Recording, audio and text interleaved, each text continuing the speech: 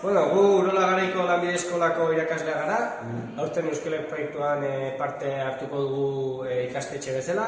Eta aurten gure helburua izan da tasi metodologiarekin bat eginik proiektu aurrera ateratzea.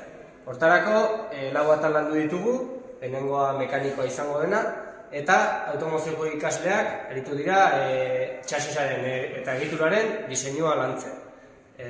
Ondoren, fabrikatu ahal izateko. Hortarako, beste ziklo batzuen laguntza jaso dugu, eta piezak sortu aurretik, irudimentxoetako impresora batean sortu dituzte, ondoren, beste materiale konsistenteago batzuetan fabrikatu ahal izateko. Elektrizidadetik oinarrizko alorrak landuko ditugu, gure automozioko ikasgaiaren zerikusia daukatenak.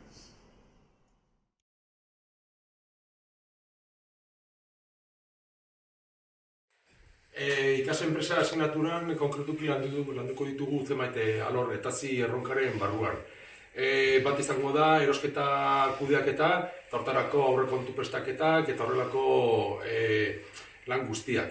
Baita ere landuko da sponsorizazio eta diru edo laguntza bilketa gure inguruko enpresa eta instituzioetan.